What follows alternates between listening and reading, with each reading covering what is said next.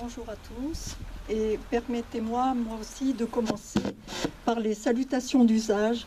Je salue Monsieur le maire de Bergerac, Jonathan Priolo, ainsi que son adjointe Madame Claude Andrieux, responsable de la vie citoyenne et donc des cimetières.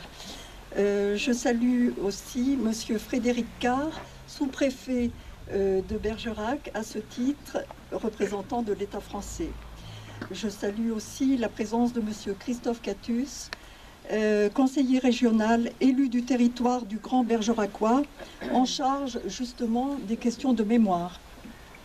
Je salue aussi Madame Cécile Labarthe, qui représente le président du département.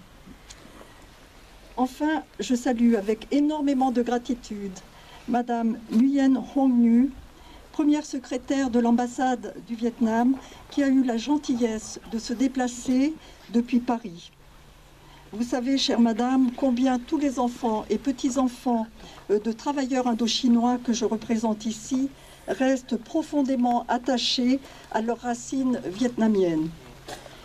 Et je te salue aussi, cher Pierre Daume, toi dont le travail est tellement important pour connaître et faire connaître l'histoire des travailleurs indochinois en France. Je suis ici avec vous en tant que fille d'un travailleur indochinois et aussi en tant que présidente de l'association MOI qui regroupe les enfants et petits-enfants de travailleurs indochinois restés en France. Mon père, Lê Hữu, fait partie des quelques-uns parmi les 20 000 travailleurs indochinois à s'être engagés volontairement en 1939 au sein de ce service si bien nommé de la main-d'œuvre indigène. Il ne voulait ni faire la guerre, ni travailler dans les poudreries. Son but était de voir la France et il a saisi l'occasion de ce recrutement pour s'offrir un voyage tout frais payé dans cette France dont il rêvait. Mon père était fils de mandarin, il avait suivi des études secondaires au lycée français de Hue et était un des rares de sa compagnie à parler le français. Il a d'ailleurs été recruté comme interprète. Lorsque nous étions enfants, ma sœur et moi, il nous a décrit avec beaucoup de détails toutes les souffrances subies par ses camarades, tous requis de force et ne parlant pas le français. Le voyage interminable en fond de cale de bateau jusqu'à Marseille, le cantonnement près de la poudrerie de Sorgues, la vie dans des baraquements sommaires, les restrictions, la malnutrition, les maladies, la tuberculose et parfois la mort. Dans les poudreries, ils ont connu cette redoutable poudre qui provoque de l'eczéma et des troubles digestifs. Ces hommes ont tous souffert de la faim, du froid, d'un encadrement brutal et de traitements vexatoires relents du régime colonialiste. À cause de ces conditions de vie indignes, plus d'1 million d'entre eux sont morts pendant leurs années au sein du service de la main-d'œuvre indigène, dont les 62 morts de Bergerac, dont nous honorons la mémoire aujourd'hui. 61, donc exactement, puisqu'un tirailleur indochinois s'est glissé parmi eux. Et puis, cette histoire est tombée dans l'oubli. Les autorités françaises ont jeté un voile épais sur ce passé colonial honteux. La plupart de nos pères ont très peu raconté à leurs enfants les souffrances qu'ils avaient endurées. Mon père était un peu différent.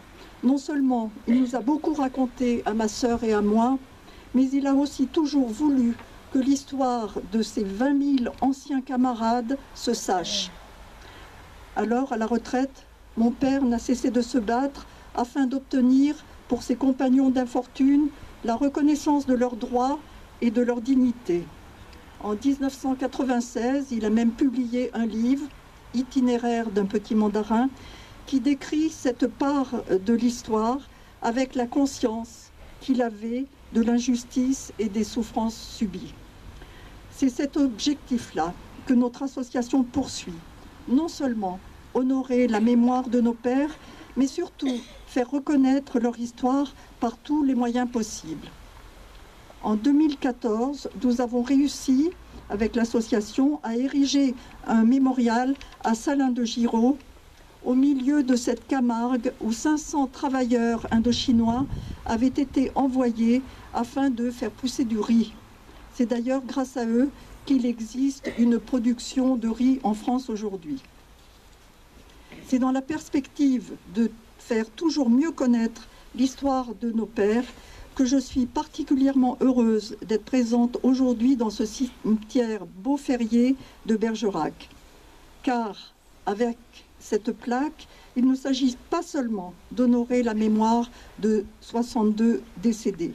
Cette plaque, cette cérémonie de ce soir et ce panneau explicatif doté d'un QR code sont des outils de diffusion de l'histoire des travailleurs indochinois à Bergerac et plus largement en France.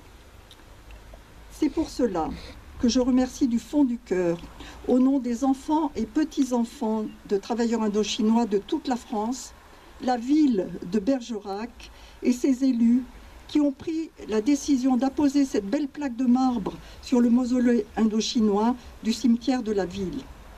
À travers vous, monsieur le maire et madame la conseillère, ce sont tous les habitants de Bergerac que je remercie, puisque c'est finalement avec leur argent que cette plaque a été édifiée. À Bergerac, l'histoire des travailleurs indochinois, passée par la poudrerie, n'a laissé que de vagues souvenirs, très imprécis. Quant à ces 62 malheureux, inhumés ici, sous ce mausolée indochinois édifié après la Première Guerre mondiale, ils étaient totalement ignorés. Je salue naturellement le magnifique travail de Pierre Daume, qui a passé de longues journées aux archives municipales de Bergerac, aux archives coloniales d'Aix-en-Provence et aux archives de la Courneuve, afin d'établir la liste exacte de ces 62 morts et aussi de vérifier l'orthographe exacte de chacun de leurs noms. Oui, comme tu disais, l'orthographe des noms peut paraître en effet un peu bizarre pour certains et les archives françaises sont truffées d'erreurs. Merci, cher Pierre, d'avoir accompli ce travail de moine bénédictin qui nous permet aujourd'hui d'honorer correctement la mémoire des hommes inscrits sur cette plaque. Grâce à cette plaque, ces 62 hommes sont enfin tirés d'un néant où ils avaient été placés depuis plus de 70 ans. Retrouvant leur dignité d'hommes valeureux, ils nous montrent qu'ils ont contribué à construire l'histoire de notre pays. Je vous remercie de m'avoir écouté.